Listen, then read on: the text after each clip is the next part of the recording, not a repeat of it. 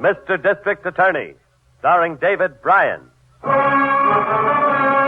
Mr. District Attorney, champion of the people, defender of truth, guardian of our fundamental rights to life, liberty, and the pursuit of happiness.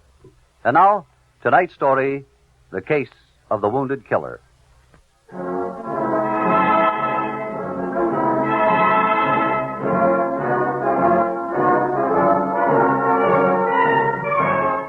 And now, here is our star, David Bryan, as Paul Garrett, Mr. District Attorney.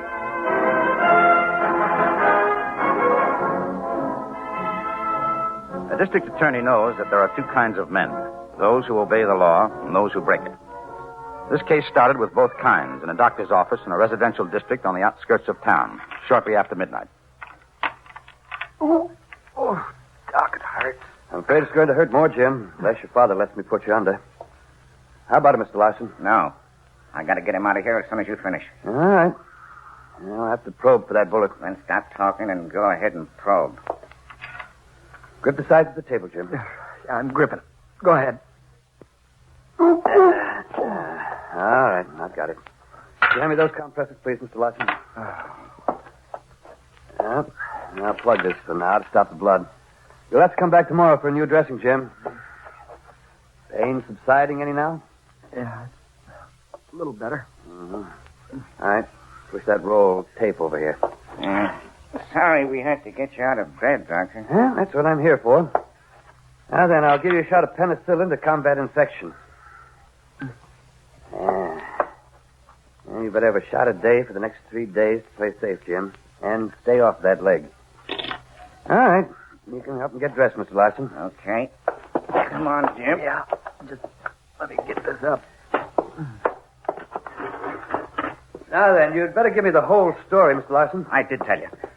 Just a simple accident. I was cleaning a gun. Uh-huh. Where and at what time? What do you have to know all that for? The police always want detailed information whenever a doctor treats a gunshot wound, Jim. You're not going to report this to the police. Oh, yes, I am, Mr. Larson. The law requires it. You're right. Don't get excited, Dad. Doc's known us for years. He understands we don't want a lot of fuss about nothing. After all, it was an accident. Doc. Yes, Jim? My father didn't do this. And it was no accident. I was just beginning to realize that. Don't pick up that phone, Doc. Holding that gun on me isn't going to change the law, Mr. Larson. Better change your mind, Doc. Take the money and forget it. No.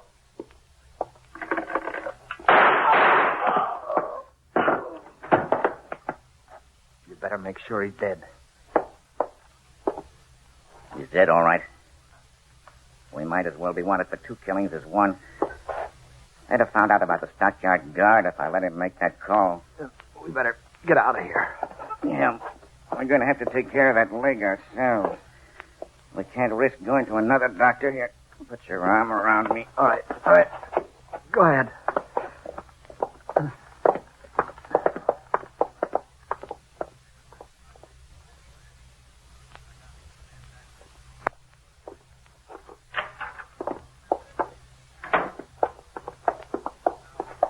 You say the doctor's nurse found the body, Harrington? Hey, yeah, that's right, Chief. She's in this waiting room. Miss Blackburn, this is Mr. Garrett, the district attorney. Hello. Since she found the body this morning when she came to work, I asked her to stay until you got it. Would you mind waiting a little longer? I'll stay as long as you need me. Well, thank you. Where's the body, Harrington? In the doc's office across the hall.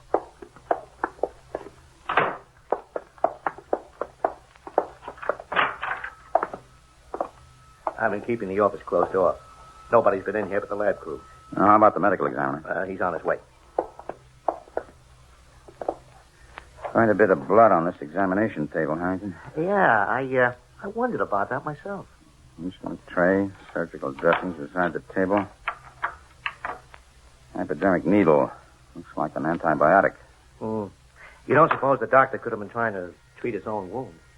The way he's shot, I'd say he probably died in a matter of seconds. Not time enough for this. Besides, the body is 8 feet away from the table. Yeah, it must be somebody else's blood then.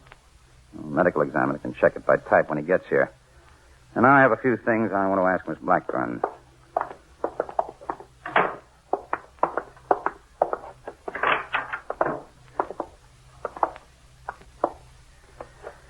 We can use some help from you now, Miss Blackburn. I'll tell you anything I can. Will you come across the hall to the office for a moment, please?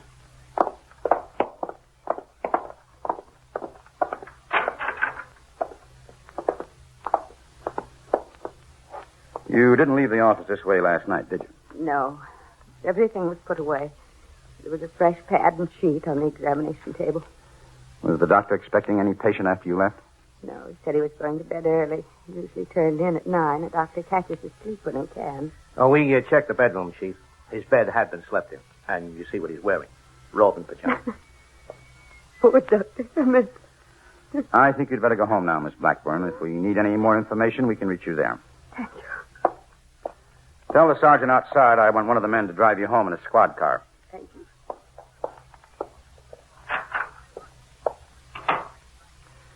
Well, that settles one thing, Harrington. Dr. Hammett treated an unexpected patient last night.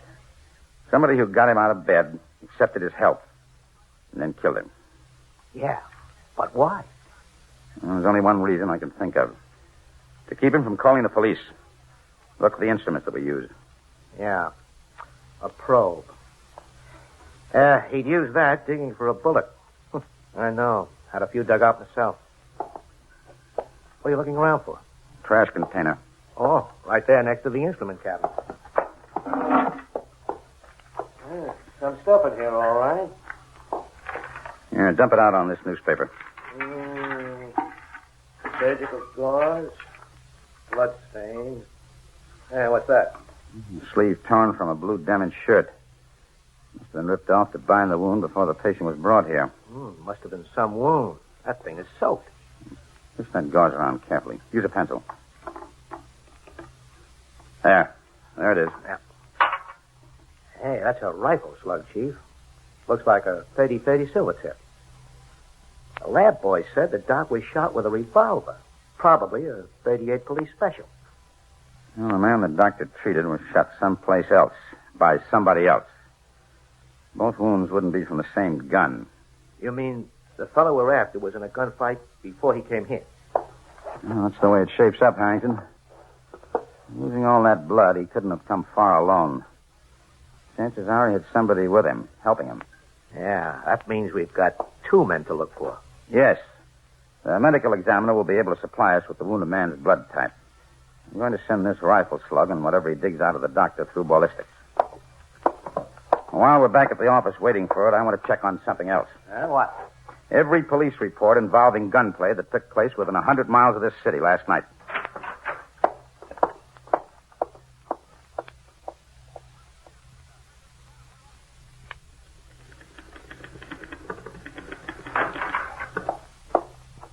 Hi, Miss Miller. Hello, Harrington. Are those lab reports? Yep, just finished. You better take them right in. Mr. Garrett's waiting for them. How about the shooting report? Nothing yet from the county. We're waiting for outside teletype. Masterson will bring them up as soon as he gets anything. Okay. Lab reports, Chief. The man the doctor treated was blood type A. How about the ballistics? The slug we found in the container was a 30-30 silver tip, all right? And the lab was right about the gun that killed Dr. Hammett. 38 police special. Any distinctive markings on the bullets? Plenty. They said they'll have no trouble matching them up with the guns they came from, if we find the guns. And we'll find them all right. Get the... Mr. Garrett, Yes, Miss Miller. this just came in on the teletype. It's from David Corkin, the district attorney of Roebling County. Oh. And what is it, Chief? The shooting happened early last night. A guard from the stockyards near their railroad terminal was shot and killed. The body was found less than an hour ago in a cattle pen. Roebling County Stockyards. Yeah, it's 70 miles from here. Think it could tie in with our case? Get a car, and we're going to find out. Have radio division contact the Roebling County Sheriff's Office, Miss Miller. Ask them to notify Dave Corcoran that I'm on my way up to meet him. Yes, sir.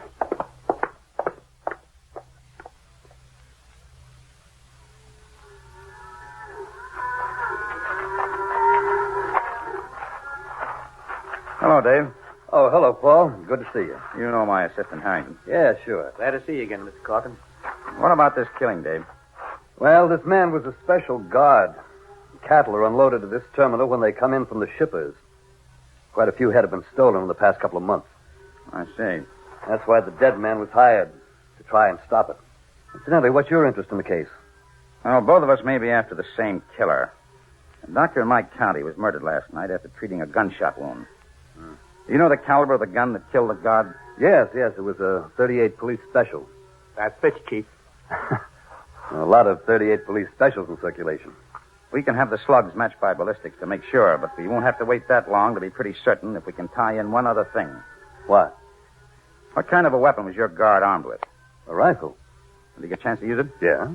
Fired one shot at whoever killed him. I knew the doctor had been killed after treating a wound.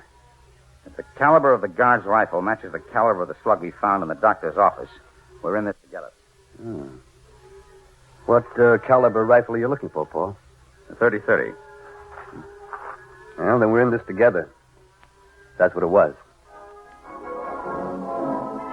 A doctor in my county had been murdered. The same gun that killed him had been used the same night in the murder of a guard at a railroad terminal stockyard 70 miles away. We turned our ballistics findings over to Corcoran's lab men. On the way back to town, Harrington and I got a scientific verification of our suspicions by shortwave radio. Corcoran's lab men had matched the bullets. It didn't take the lab boys long to compare those slugs, did it? It never does. They're a good crew. Yep. The test-firing slug they got from the guard's rifle was a perfect match for the slug Dr. Hammett removed from that patient we're looking for. We're not only looking for him, we're going to find him, and whoever was with him. Yeah, and something else. You were right about it being more than one man. The man who got hit wouldn't be in any condition to drive 70 miles all by his lonesome, especially in a truck. 70 miles to get to a doctor. Yeah, pretty long haul with a bad wound. Yes, and it answers a question I've had in mind. I wonder why they didn't tie the doctor up and leave him instead of killing him. That would have given him time to get away before he could make a report to the police. What are you figuring, Chief? They had to kill Dr. Hammett to avoid positive identification. Because they knew him, and he knew them. No, I don't follow you on that. Now, look, Harrington. Dr. Hammett's house is in the suburbs, and on a side street away from the direct routes into the city center. Uh-huh. It wouldn't be easy to locate in the middle of the night unless you knew just where it was. Not only that, the killers passed through another city and a half a dozen small towns to get there. They could have gotten to 100 other doctors more easily than they got to Dr. Hammett, and a lot sooner. Yeah. Let me ask you something, Harrington. If you were shot, and you wanted to keep it off the record, but you had to be treated, what would you do? Well, I'd go to my own family doctor, of course, and hope that I could talk him out of making a report. I see what you mean now. The men we're after must live in or near the area of Dr. Hammett's office. Yes. And we can narrow it quite a bit more than that. How? They were stealing cattle. Yeah?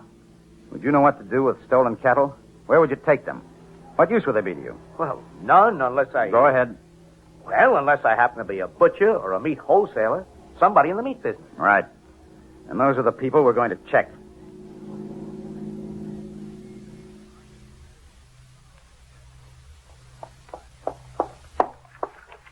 Here are today's reports from the plainclothes squad, Mr. Garrett. Anything? No, they've checked every possible place, even places where hides are sold after slaughtering. There's no trace of the hide brands Mr. Corcoran gave us from previous cattle thefts. Well, none that aren't accounted for by regular shipment, I mean. Nothing from the doctors either. No? The man we're after had a very bad wound. He's taking a big chance if he isn't having it dressed and cared for. He'd be taking a bigger chance by going to another doctor the way we've canvassed them. Yes, I guess you're right. Hi, Miss Miller. Hi. Hi, Chief. I'm beat. I've been in and out of so many cold storage boxes in the last 2 days, my blood is beginning to wonder if I'm a snowman. No luck? Nothing but government-inspected meat, all sealed and stamped. Another day, and I'll be ready for a hook myself. I must have walked... I'll get it, Mr. Garrett. District Attorney's office. Oh, yes, Mrs. Primer.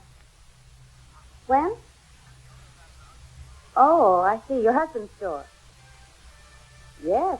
Might very well be. I'll tell him right away. Thank you. It was Mrs. Primer, Mr. Garrett. She's a policewoman in the juvenile squad. Yeah? Her husband's a druggist. Works at the all-night pharmacy at Sutton and Ninth from midnight until 8. He had some trouble with a customer last night. What kind of trouble? Man came in and bought a vial of penicillin, and then he wanted a hypodermic needle for administering it. Mr. Clymer told him he couldn't sell it to him without a doctor's prescription. The man tried to bribe him. When that didn't work, he got mad. Clymer told him to see a doctor and come back, but he stalked out. That could be something, Chief. Yeah, it certainly could. Did Mr. Clymer know the man? Yes, his name's Larson. He just opened a small business a few blocks away from the drugstore. Well, what kind of a business? She didn't know. Yeah, I can tell you, Chief. Here on my list, Larson and Son. Well, what are they dealing? Canned meat. Pick up a search warrant and let's go.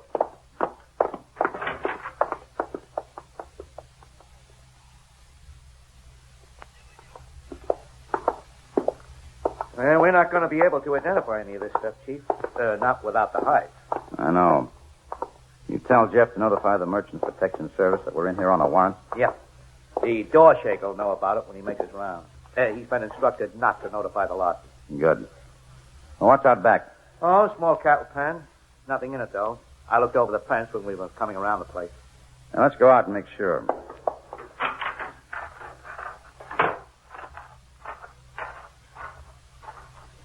Hey, I see. Uh-huh. What are those vats? Waste, I guess. Excess fats. Probably sell it to some rendering plant for soap and other byproducts.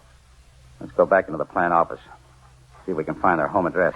I'll give you 10 to 1. I can tell you what neighborhood it will be in. I'll make it 20 if you pick any neighborhood but Dr. Hammett's.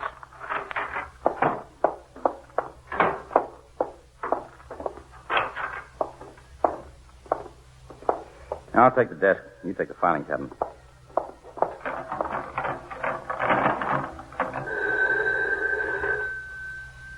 Who'd be calling here now? Do you think Larson is wise? Might be for us. Hello? Mr. Garrett? Oh, yes, Miss Miller.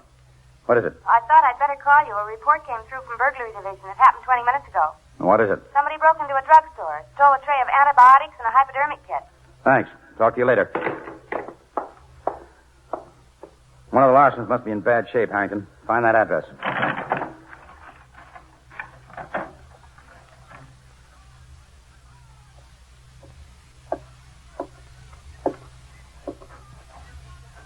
Jim. What? Hey, raise your head. Drink this water. Oh, I'm hot. Burning up. This attic is always hot. No. Oh, it's fever. Getting worse. You said your leg wasn't hurting anymore. No, but it's all swollen. Look at it. You get the penicillin. Yeah, but I don't know what to do with it. I'm not a doctor. Oh, and take me to one. Yeah, put the both of us in the electric chair. Get the car. Drive me out of the state someplace. To some mountain area where we can say we've been hunting. All right, I'll get it. Hey. Is the car stopping? Yeah, right out front. Here, let me kill that light. Who could it be? You've been telling everybody not to come. How do I know who it can be? Suppose it's the police. There's no way the police could know anything. I'd better go down and answer. And don't you move around up here. I can hear it all over the house when you do. Make sure that lantern doesn't leave any marks on the rug when you move it. Don't tell me what to do. Just don't move up here. Push the cover back in place after me. All right. Be with you in a minute.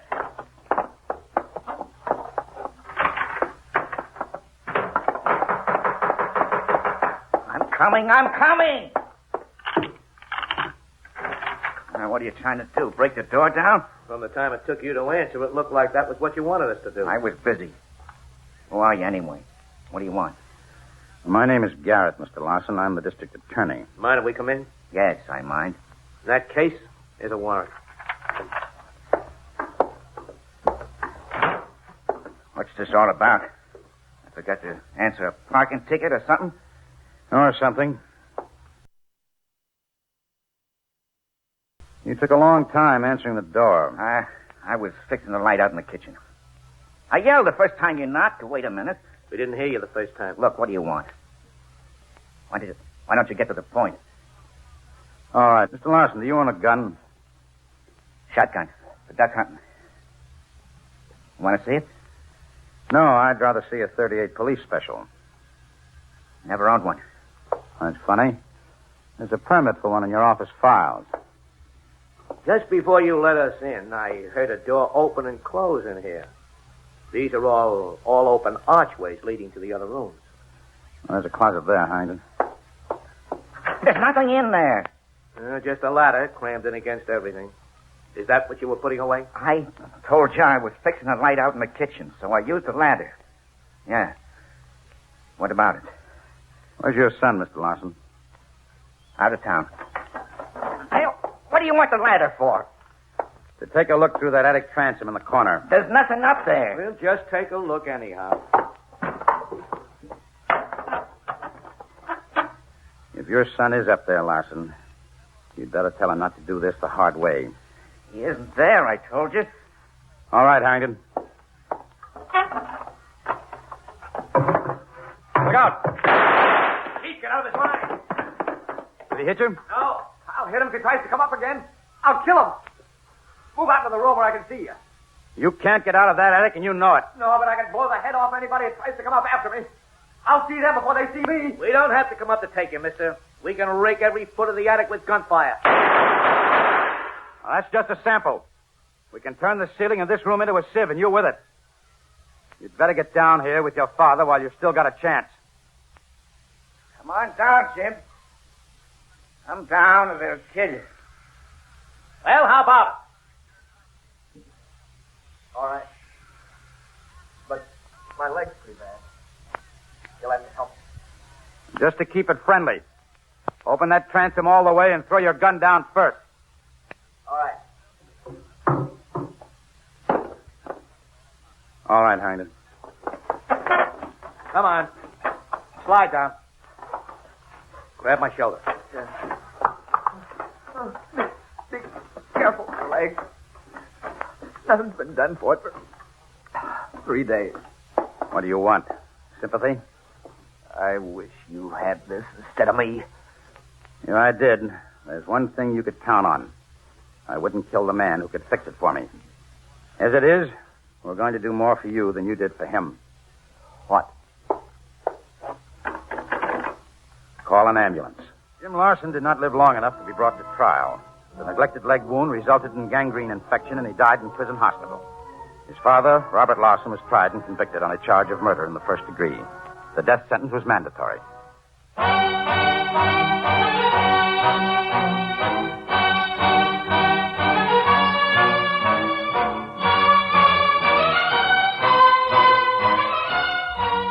Mr. District Attorney is a presentation of the United States Armed Forces Radio and Television Service.